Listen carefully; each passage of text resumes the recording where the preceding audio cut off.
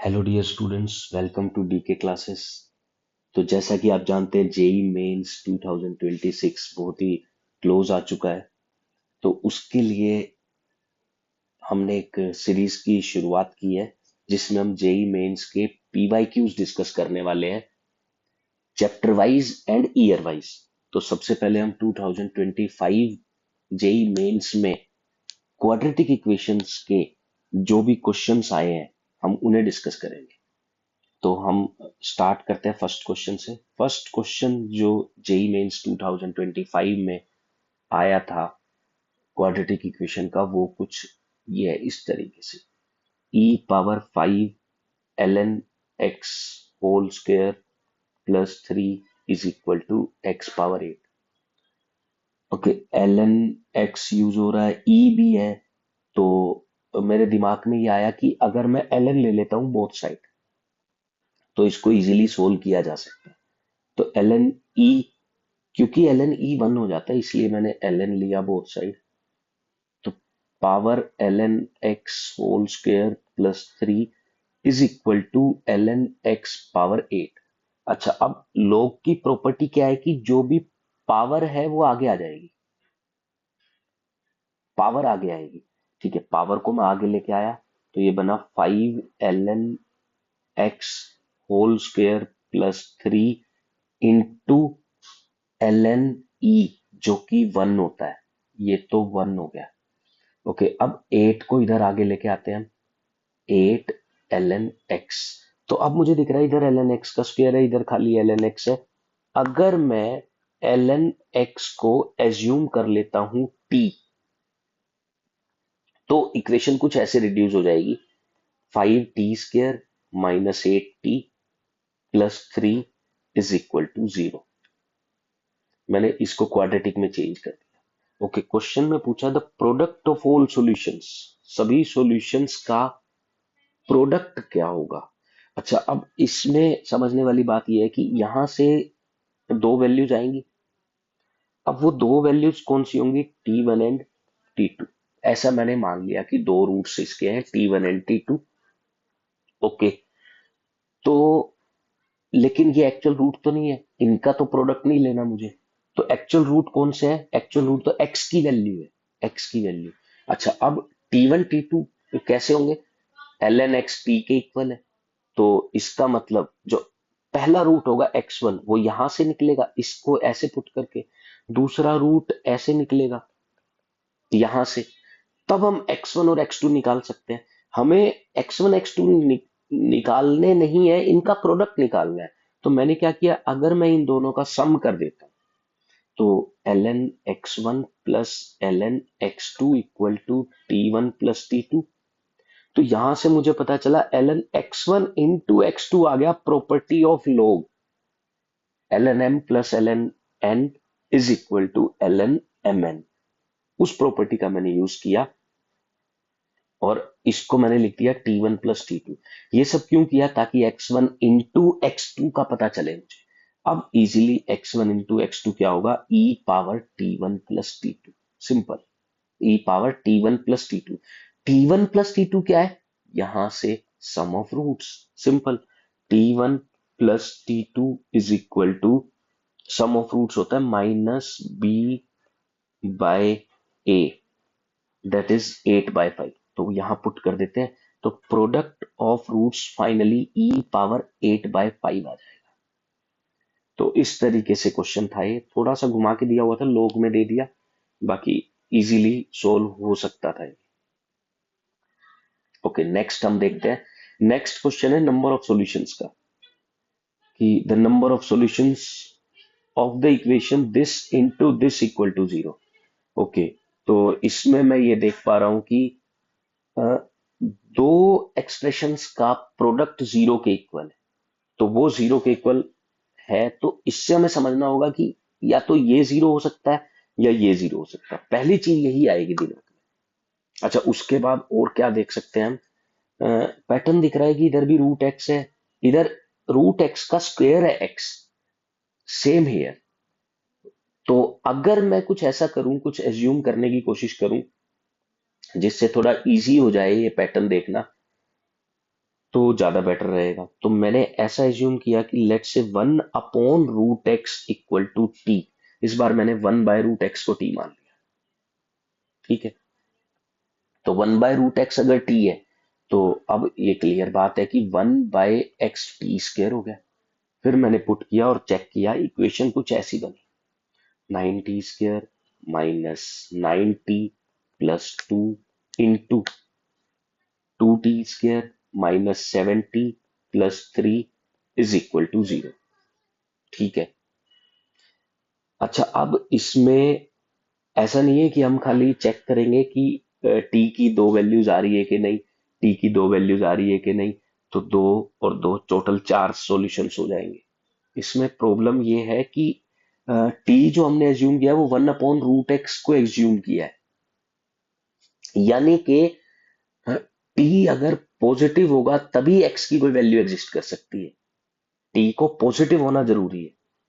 क्यों? क्योंकि root x, अब एक्स कोई भी रियल नंबर होगा, इसका आंसर हमेशा पॉजिटिव होता है।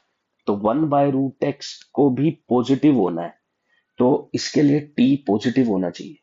ठीक है, निकाल के देखते हैं। पहले इसको जीरो किया, फिर इसको जीरो किया, तो 9t² माइनस 9t प्लस 2, पहले इसको जीरो करते हैं। तो सिंपल है कि ये बनेगा 9t² minus 6t minus 3t plus 2 equal to 0। यहां से कॉमन लिया तो 3t कॉमन आएगा, 3t minus 2 minus 1, 3t minus 2 equal to 0, then 3t minus 2 into 3t minus 1 equal to 0। T की दोनों वैल्यूज पॉजिटिव आ रही हैं, तो टी की अगर दोनों वैल्यूज पॉजिटिव हैं तो इसका मतलब 2x इसके लिए निकल आएंगे, और अगर 2x निकल आएंगे तो दो सॉल्यूशंस हम लिख सकते हैं। दो सॉल्यूशंस यहां से हो गए। अब बारी है इसको सोल्व करने की। ठीक है, तो 2t² minus 6t minus t plus 3 equal to 0। फिर यहां से भी हमने देखा कि 2t कॉमन आ रहा है, तो t minus 3 minus 1 t minus 3 equal to 0। तो 2t minus 1 into t minus 3 equal to 0। T की दो वैल्यूज आई 1/2 एंड 3। तो ठीक है, टी की ये जो दो वैल्यूज आ रही है ये भी दोनों पॉजिटिव है, तो दोनों पॉजिटिव है तो एक्स दो वैल्यूज और दे देगा। तो टू सॉल्यूशंस हमें यहां से मिल गए, टू सॉल्यूशंस यहां से, इसका मतलब 2 प्लस 2 टोटल सॉल्यूशंस 4। तो इसका करेक्ट आंसर होगा 4। लेकिन ये छोटी छोटी चीजें ना ध्यान रखनी होंगी, अगर बाई चांस ये -3 आ जाता तो हम उसको सॉल्यूशंस में काउंट नहीं कर सकते। फिर भी इजी था ये क्वेश्चन। नेक्स्ट देखते हैं। देखिए, मॉड्यूलस का भी यूज कर लिया गया है इसमें। तो द सम ऑफ, इस बार पूछा सम स्क्वायर्स ऑफ ऑल रूट्स, मतलब हमें रूट्स निकालने हैं, उनका स्क्वायर्स, उनका स्क्वायर करने हैं और उनका सम करना है, तब इसका आंसर निकलेगा। ठीक है, तो हम सोल्व करना शुरू करते हैं। इसमें मॉडुलस का यूज करना है। एक बार मॉडुलस का थोड़ा सा बेसिक बता देता हूं आपको कि मोड एक्स को हम एक्स लिख सकते हैं अगर एक्स पॉजिटिव या जीरो हो। तो अगर ये नेगेटिव बन रहा है तो इसको हमें -x लिखना पड़ेगा। जैसे कि अगर मैं सिर्फ इसकी बात करूं,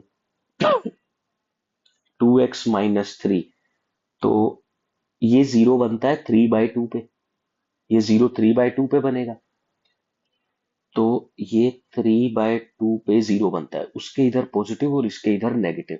तो जब भी ये पॉजिटिव होगा तो मोड ओपन हो जाएगा बिना किसी एक्स्ट्रा साइन के, सिर्फ वही मतलब पॉजिटिव साइन के साथ कि x greater than equal to, अगर 3/2 है तो, क्योंकि 3/2 रखने पर जीरो बन रहा है। ओके, और 3/2 के बाद पॉजिटिव है तो पॉजिटिव से ओपन हुआ। अगर 3/2 से कम है x, तब क्या होगा? तब ये -2x प्लस 3 हो जाएगा, यानी कि इसका नेगेटिव।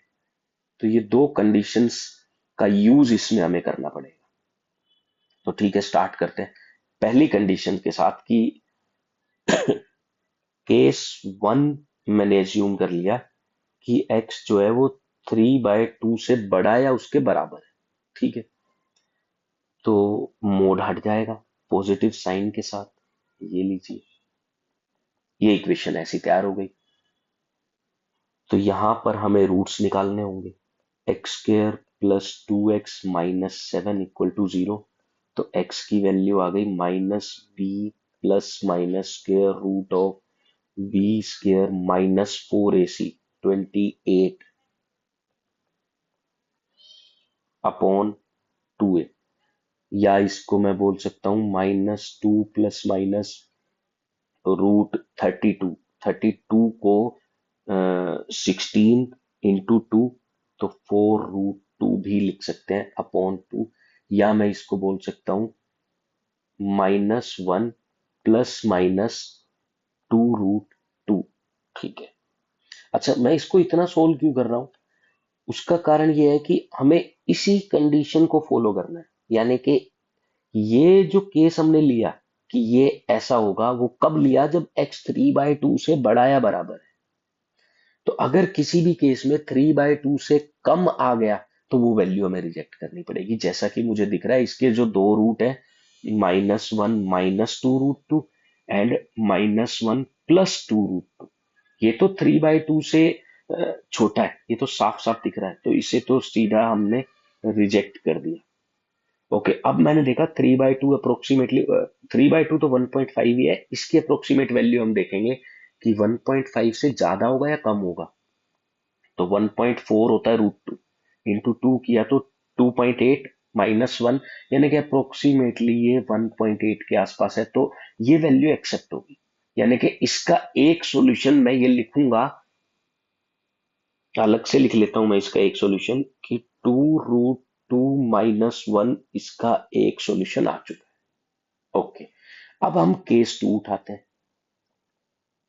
केस 2 में हमें क्या करना होगा कि पहले मैं लिखूंगा when x less than 3/2। x less than 3/2 है तब आगे सोल्व कर। तो ये बनेगा एक्स स्क्र -2x+3। ये क्यों लिया मैंने? क्योंकि ये पहले ही मैंने बताया था कि x अगर 3/2 से कम होगा तो ये वाला केस लेना पड़ेगा। तो -2x+3। ओके, आगे था -4 = 0। इसको सिंप्लीफाई करते हैं। X square -2x-1 = 0। फिर से x की जो वैल्यूज हैं वो हमने निकाल ली। -b plus minus square root of b square यानी कि 4 -4ac यानी कि ये भी +4 हो गया अपॉन 2a। तो ये बना 2 प्लस माइनस √8 को मैं लिख सकता हूँ 2√2 अपॉन 2, यानी कि ये बना 1 प्लस √2 विद -1 माइनस √2। तो अब दो रूट बने, फिर से हम चेक करेंगे 1 प्लस √2 एंड 1 माइनस √2। अब 3/2 यानी कि 1.5 से कम होना चाहिए, तो ये तो ज्यादा हो गया, तो ये इस बार रिजेक्ट होगा। और ये कम होगा, ये तो नेगेटिव में आ रहा है, तो इट इज एक्सेप्टेड। यानी कि दूसरा रूट इसका क्या बना? 1 माइनस रूट। अब हमें करना क्या है? जो क्वेश्चन में पूछा है सम ऑफ स्क्वायर्स, इनके स्क्वायर्स का सम।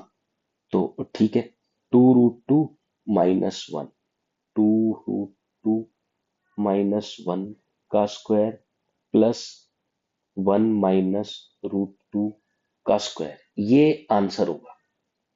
तो स्क्वायर किया तो 8 प्लस 1 -4√2 प्लस इधर देखा तो 1 प्लस 2 -2√2, यानी कि फाइनली 8 प्लस 1 9 10 12 -6√2। या हम इसको ऐसा भी बोल सकते हैं कि 6 कॉमन लिया तो 2 -√2। अब हमें चेक करना होगा कि कौन सा ऑप्शन करेक्ट है। 2 -√2, 6 इंटू 2 -√2, क्या सेम ऑप्शन मैच हो रहा है? ये रहा, 6 इंटू 2 -√2। तो थर्ड, ये वाला इसका करेक्ट आंसर हो जाएगा। तो मॉडुलस का क्वेश्चन है, थोड़ा ध्यान से लिमिट वगैरह लगा के आपको देखना होगा इसमें। ठीक है, सिंपल था ये भी, बस मॉडुलस का पता होना चाहिए। नेक्स्ट क्वेश्चन हम देख लेते हैं क्या बोला जा रहा है। नेक्स्ट क्वेश्चन है कि if the set of all a belongs to R for which the equation this has no real root, इसके कोई भी रियल रूट नहीं है, और अगर रियल रूट नहीं है तो a इस इंटरवल में लाई करता है। और आगे बोला है कि एक और सेट है x, जिसमें क्या क्या चीजें है वो यहां बताया गया है कि x एक इंटीजर है, वो अल्फा से बड़ा लेकिन बीटा से छोटा, यानी कि कहने का मतलब अल्फा बीटा ही फाइंड करने में हमें। फिर उसके बाद इनके स्क्वायर्स का सम भी चाहिए, sigma x x belongs to x, यानी कि ये तो यही सेट हो गया। इस सेट में जितने भी एक्स आ रहे हैं उनके स्क्वायर्स का सम हमें चाहिए। ठीक है, सम ऑफ स्क्वायर्स ही निकालना है, मतलब अल्फा से बीटा तक, अल्फा बीटा एक्सक्लूडेड। ठीक है, तो सोल्व करना स्टार्ट कर देते हैं।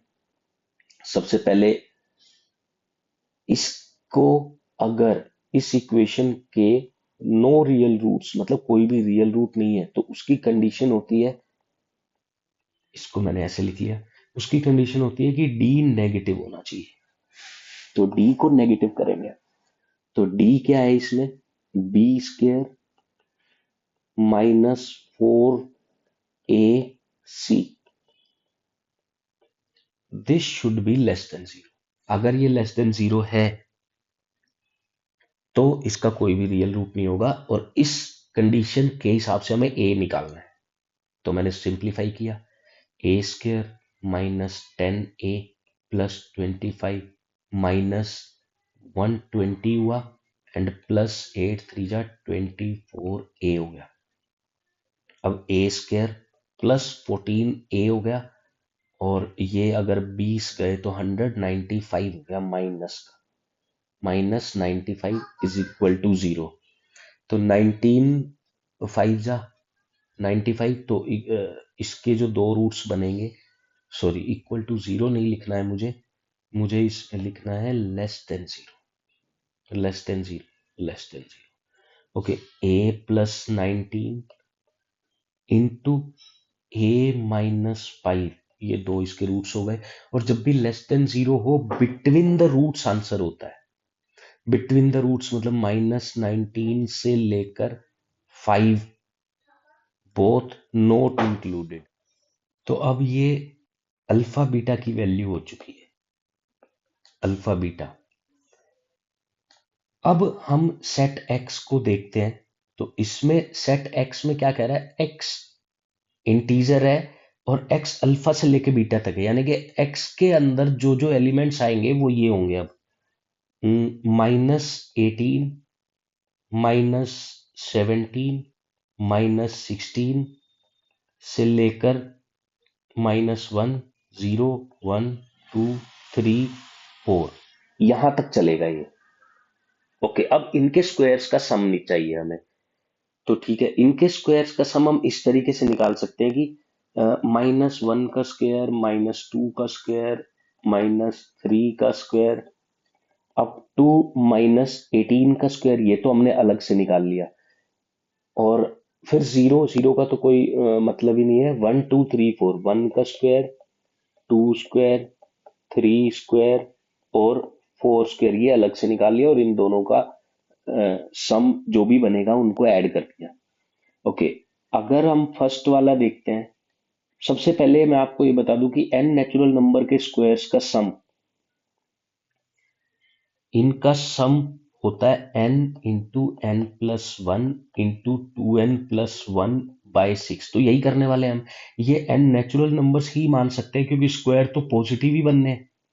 तो अगर मैं इसको ऐसा समझूं कि 1 स्क्वायर, 2 स्क्वायर, 3 स्क्वायर, तो भी वही बात है। तो पहले इसको लेट से मैंने माना p, और इसको मैंने माना q, तो p plus Q final answer होगा। ओके, तो p क्या हुआ, 18 into 18+1 into 2 times of 18 +1 means 37, upon 6, तो ये हुआ 6 3 जा 18 और 19 3 जा 57 इंटू 37 हमें सोल्व करना होगा।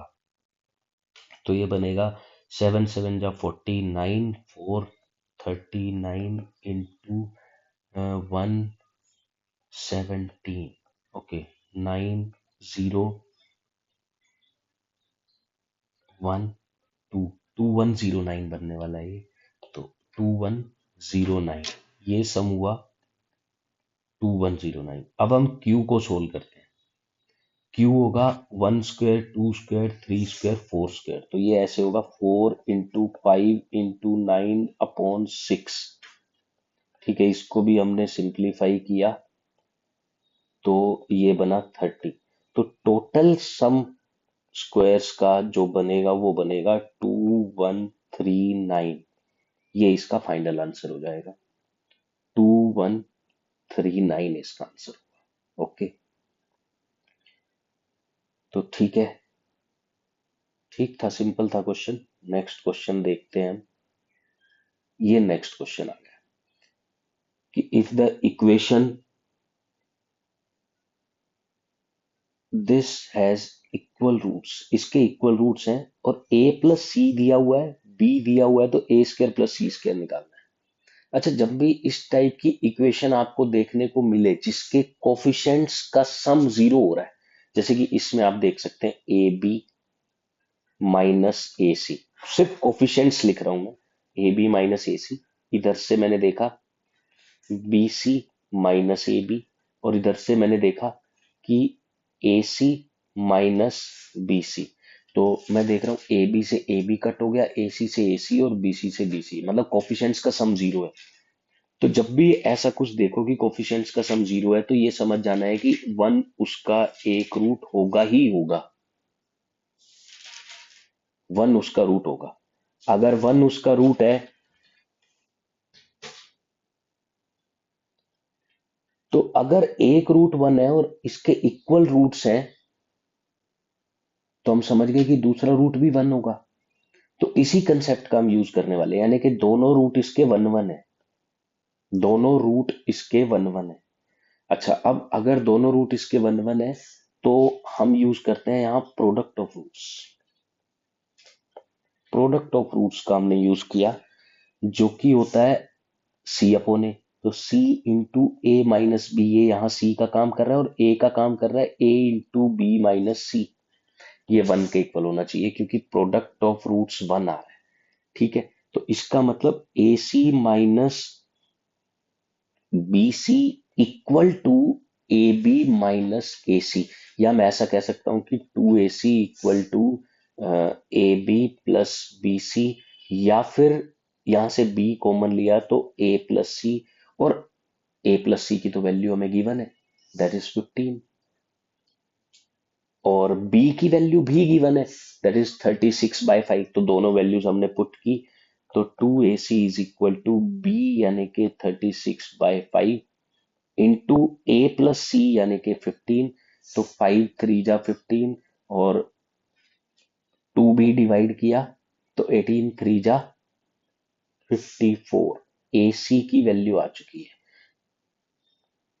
हमें ए स्क्वायर प्लस सी स्क्वायर चाहिए। ओके, तो ए प्लस सी 15 है और a इंटू सी 54 है। अगर हम डायरेक्ट a और c को ऐसी सोच के देखें तो 9 6 या 54, मतलब a और c 9 और 6 होंगे, 9 और 6, अब कोई भी कौन सी भी वैल्यू ले सकता है। तो आंसर इसका होगा a square plus c square is equal to 9 square plus 6 square. एक तो ये तरीका हो गया, 81 प्लस 36 दैट इज 117। एक तरीका तो ये होगा। अच्छा, दूसरा है ऐसा है कि अगर ऐसा कोई नंबर नहीं सोचा जाए, क्योंकि जैसे ये तो काफी इजी था और हमने सोच लिया कि a प्लस सी 15 और ए सी 54, तो हम आइडेंटिटी यूज करेंगे, that is a plus c का whole square is equal to a square plus c square plus 2ac। तो a प्लस सी का whole square that is 225 is equal to a square plus c square plus 2 times of ac, that is 108. Then a square plus c square equal to 108 minus किया, then we will get 117. So इस question का answer होगा 117. तो इसमें जो main सीखने वाली बात थी, लर्निंग वाली बात थी, वो ये थी कि अगर कोफिशिएंट्स का सम 0 हो जाता है तो उसका एक रूट 1 होगा. नेक्स्ट क्वेश्चन की तरफ चलते हैं. Next question is the product of all rational roots of the equation is 3. नहीं, the product of all rational roots is equal to, okay, सभी रैशनल रूट्स का प्रोडक्ट हमें बताना है.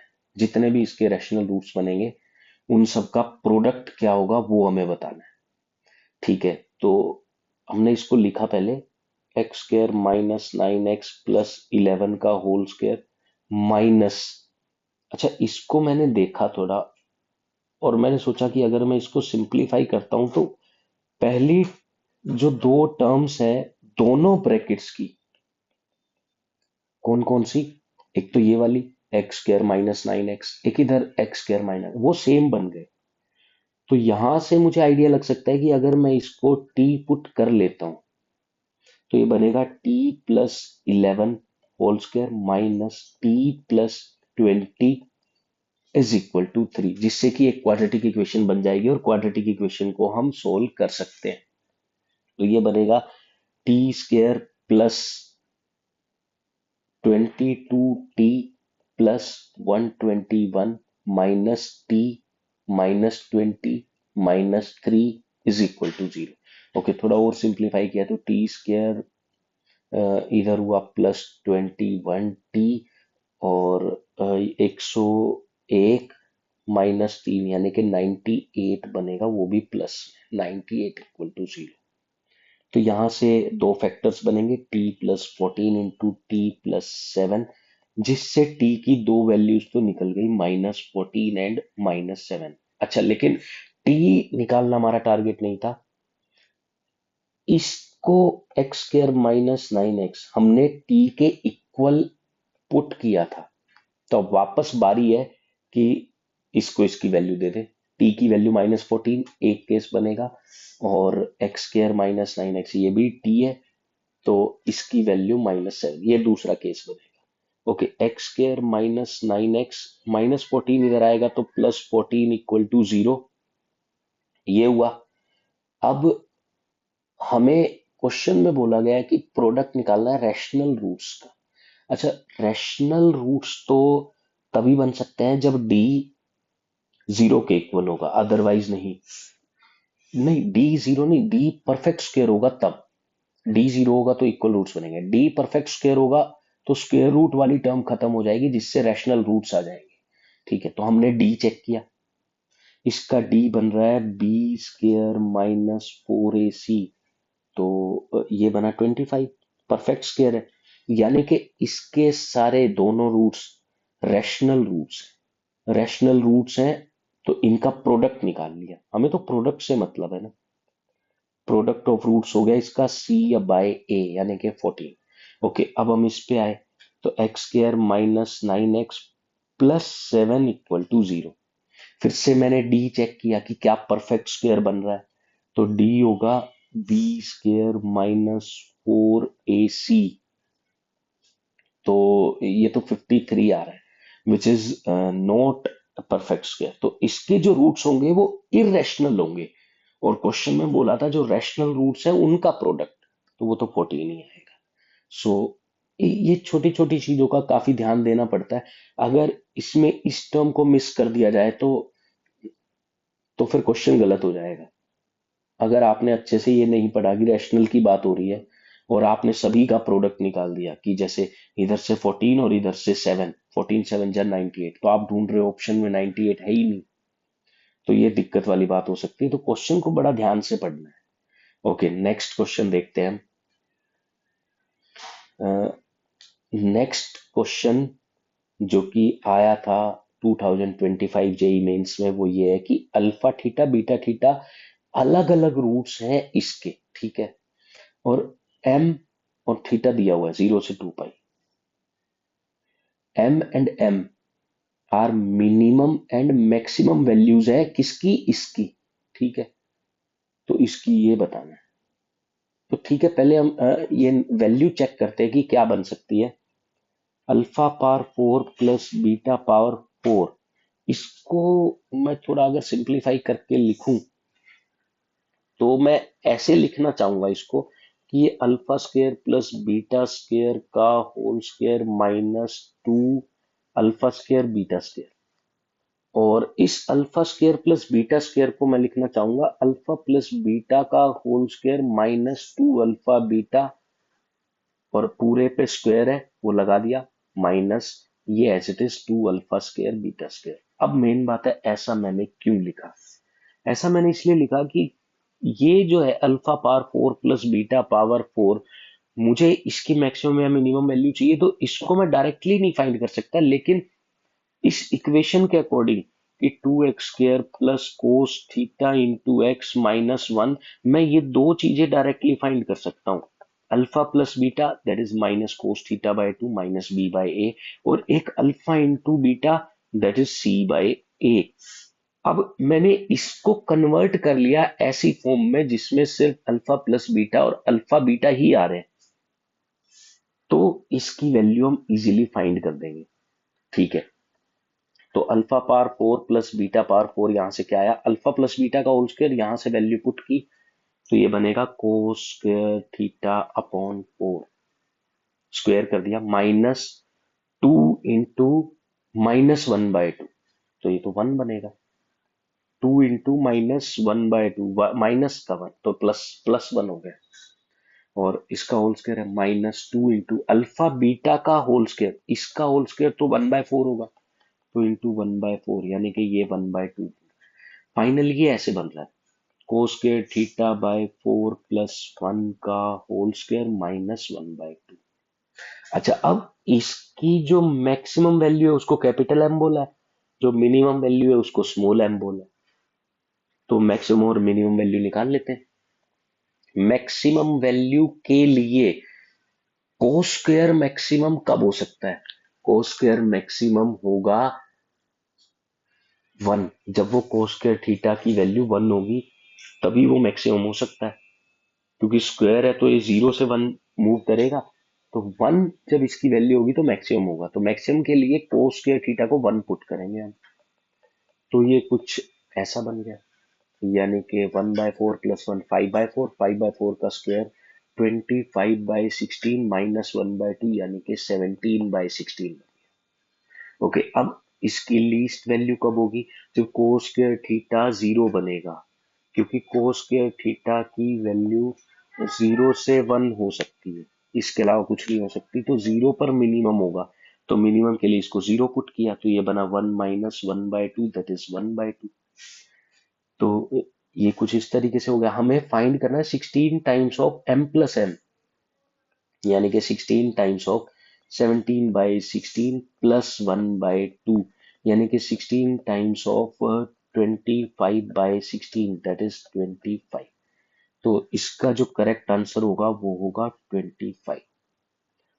तो इसके साथ ही हमने 2025 में जो भी क्वेश्चंस आए थे क्वाड्रेटिक के वो सारे के सारे सोल्व कर लिए। तो नेक्स्ट क्लास में मिलते हैं हम नेक्स्ट चैप्टर के PYQs लेकर। तो तब तक के लिए ऑल द बेस्ट, खुश रहें, हंसते रहें, मुस्कुराते रहें। जय हिंद, जय भारत।